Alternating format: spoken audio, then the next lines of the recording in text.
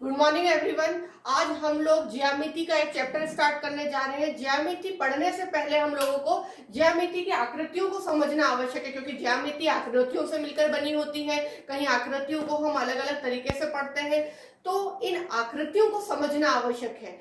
अब इन आकृतियों को समझने के लिए आज हमारा टॉपिक है ज्यामिति, आकार एवं पैटर्न। ज्यामिति के आकारों को और उसके पैटर्न को आज हम समझेंगे। इसके अंतर्गत सबसे पहले हम आकृतियों को समझ लेते हैं। आकृतियों के प्रकार, मुख्य रूप से आकृतियां दो प्रकार की होती है। कौन कौन सी आपके सामने लिखी हुई है? 2D और 3D, यानी कि 2D यानी द्विविमीय आकृति और 3D यानी त्रिविमीय आकृति। इसकी परिभाषा के साथ साथ हम इसके अंदर इन दोनों के बीच में क्या डिफरेंस है, क्या अंतर है, उसको समझते हुए चलेंगे। तो चलिए शुरू करते हैं आकृतियों के प्रकार को समझना। 2D आकृति, 2D आकृतियों में हम सबसे पहले देखते हैं कि ऐसी आकृति जो श्यामपट्ट कॉपी पर बनाई जाती है। किस पर? ब्लैक बोर्ड या व्हाइट बोर्ड के ऊपर या आपकी कॉपी के ऊपर जो आप ड्रॉ करते हैं, बनाते हैं, वे सभी आकृतियां कौन सी होती है? 2D आकृति होती है। जैसे कि मैंने यहाँ पर अभी आपके सामने ये एक आकृति बनाई त्रिभुज की, ये मैंने आपके सामने वृत्त बनाया, तो ये सब क्या हो गई? द्विविमीय आकृति की गिनती में आएगी। इसके अलावा हम देखते हैं कि रेखा, रेखाखंड, त्रिभुज, चतुर्भुज, वृत्त, अर्धवृत्त, कोण आदि, ये सभी जो आकृतियां हैं जिन्हें हम श्यामपट्ट या कॉपी पर बनाते हैं, वे सभी द्विविमीय आकृतियां होगी। इसके साथ हम खासियत ये देखते हैं, क्योंकि हम बात कर रहे हैं 2D की, तो उसके अंदर 2 डायमेंशनल यानी कि 2 दिशाएं होगी। 2 दिशाएं कौन सी? सबसे पहले वह समतल होगी, यानी कि समतल पृष्ठ पर बनी होगी। दूसरी चीज लंबाई और चौड़ाई लिए होगी। कोई भी वस्तु जो बनाई जाएगी, जिसकी आकृति हम ड्रॉ करेंगे श्यामपट्ट पर, वो आकृति हमेशा लंबाई और चौड़ाई लिए हुए होगी। इसके अंदर चौड़ाई नहीं आती है, चौड़ाई या मोटाई जिसे हम कहते हैं, वो नहीं आती है। 2D के अंतर्गत चौड़ाई और मोटाई नहीं आएगी। इसके अलावा इसको समझने के लिए हम ये देख सकते हैं कि इसे हम छू सकते हैं। क्या कर सकते हैं? सिर्फ छू सकते हैं। ये मैं आपके सामने वृत्त को, त्रिभुज को छू रही हूं, तो इसे हम छू सकते हैं और साथ में इस पे हाथ फेर सकते हैं। ये सारे काम हम इसके साथ कर सकते हैं। ये होगी 2D आकृतियां। इसके कुछ और उदाहरण भी देख लो। इसके कुछ और उदाहरण भी देख लेते हैं।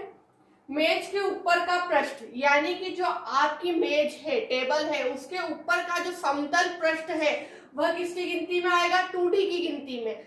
जबकि मैंने 3D में भी मेज लिखा है, पर मेज यहाँ पर जो हो रही है वो सिर्फ पृष्ठ हो रहा है। मेज के ऊपर का पृष्ठ, क्या बात हो रही है? ऊपर का पृष्ठ।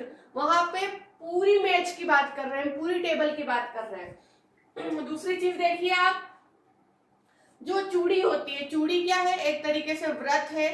या ये और अन्य उदाहरण हम वो वाले ले रहे हैं जो हम रोज की दिनचर्या में देखते आ रहे हैं, वो उदाहरण हम 2D में ले रहे हैं। जैसे कि आपकी रोटी, रोटी क्या है? व्रत है या गोला है? बताइए, रोटी क्या है? व्रत है या गोला है? तो व्रत की गिनती में आएगी रोटी, क्योंकि रोटी जो होती है वो समतल होती है, समतल। इस कारण से वह क्या होगी?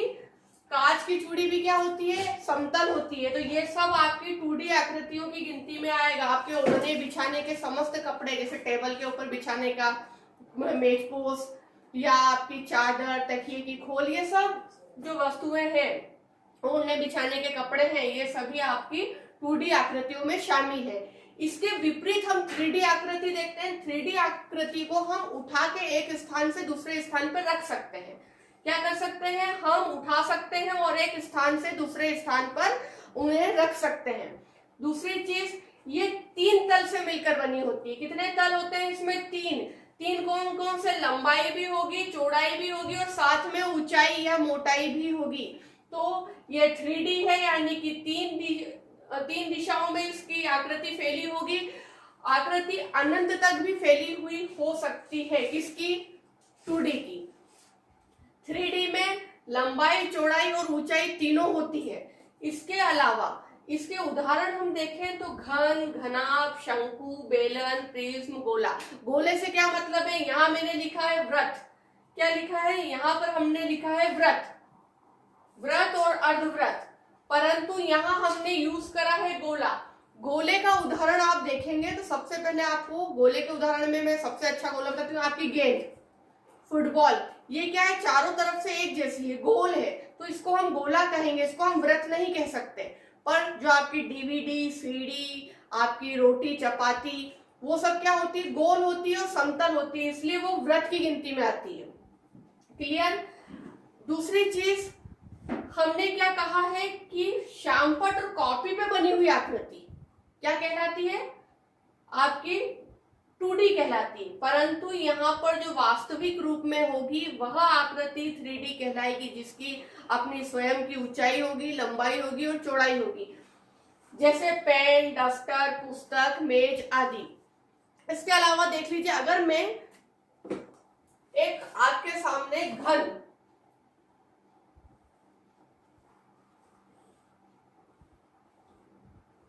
ये घन का एक फोटो बना रही हूं, तो यदि मैं ये घन का एक फोटो बनाती हूं,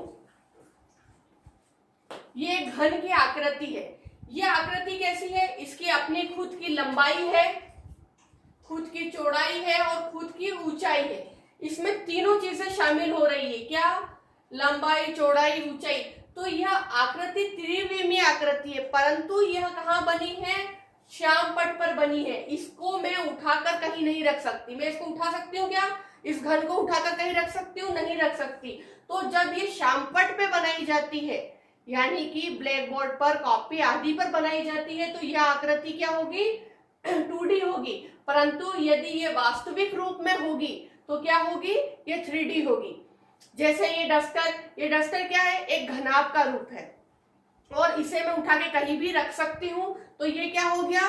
3D। परंतु यदि इसका फोटो मैं यहाँ ड्रॉ कर दूं तो ये क्या हो जाएगा? 2D। क्लियर? आप लोग सब समझ चुके होंगे 2D और 3D में अंतर।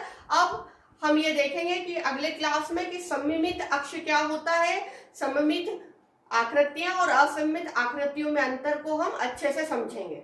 आशा करती हूँ कि आपको आज का ये टॉपिक समझ में आया होगा। यदि आपको समझ में आया है तो इस वीडियो को लाइक करें, शेयर करें और सब्सक्राइब करें।